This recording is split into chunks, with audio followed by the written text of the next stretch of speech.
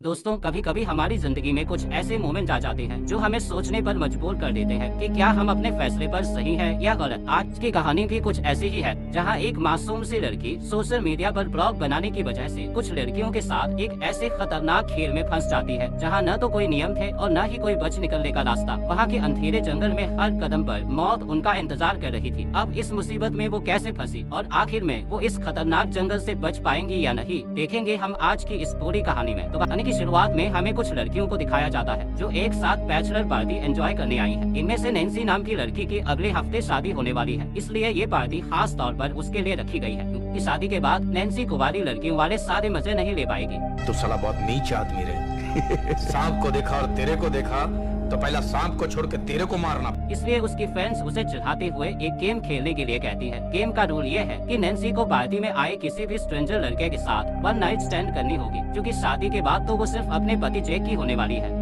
ये बड़ी अच्छी बात कही आप। लेकिन नैन्सी अपने दोस्तों को साफ मना कर देती है और कहती है ये तो जैक के साथ चीटिंग होगी, मैं उसे धोखा नहीं दे सकती। इतने में पार्टी में लूकस नाम का एक बेहद हैंडसम लड़का एंट्री करता है, जो आते ही लगातार नैन्सी को ही देखे जा रहा होता है। तो उसकी फ्रेंड्स उसे उकसाने लगती है कि देख नैन्सी, वो लड़का तुझे ही देख रहा है, कितना हैंडसम लड़का है, वो तेरे लिए जल्दी तैयार हो जाएगा। लेकिन नैन्सी उनकी बात अनसुनी करते हुए फिर से मना कर देती है। इसी बीच जैक का कॉल आ जाता है, तो वो बात करने के लिए बाहर चली जाती है। बाहर जाकर वो जैक से पूछती है, तुम कहाँ पर हो? मैं अपनी दोस्तों के साथ बैचलर पार्टी में आई हूँ, तुम तुरंत आ जाओ, मुझे घर जाना है। लेकिन जैक तो खुद अपने दोस्तों के साथ एक क्लब में बैचलर पार्टी एंजॉय कर रहा था, तो वो नैन्सी से झूठ बोलता है कि मैं अपने दोस्तों के साथ एक काम के सिलसिले में बाहर हूँ। पर बैकग्राउंड में बजते गाने की आवाज सुनकर नैन्सी को शक हो जाता है और वो तुरंत वीडियो कॉल कर देती है और देख लेती है कि जैक तो सच में पार्टी कर रहा है और कुछ अलग ही मजे लेने की कोशिश में है। पर जैक उसे समझाने की कोशिश करता है कि देखो, तुम गलत मत समझो, मैं सिर्फ अपने दोस्तों के साथ डांस देखने आया हूँ, मैंने कभी भी तुम्हें धोखा नहीं दिया और ना ही कभी दूंगा। लेकिन गुस्से में नैन्सी उसकी कोई बात नहीं सुनती और कहती है, तुम्हें जो करना है करो, अब मैं भी पार्टी एंजॉय करूंगी। इतना कहकर वो फोन रख देती है। तभी उसकी नजर लूकस पर पड़ती है, तो नैन्सी मन ही मन अपने दोस्तों के दिए चैलेंज को पूरा करने का फैसला कर लेती है और लूकस से पूछती है, क्या ये तुम्हारी कार है? तो लूकस भी हाँ में जवाब देता है, जिसके बाद वो लूकस को लेकर उसकी कार में जाती है और उसके साथ फुल मजे से अपना सर्विसिंग करवा लेती है। अब क्यों हिला डाला ना?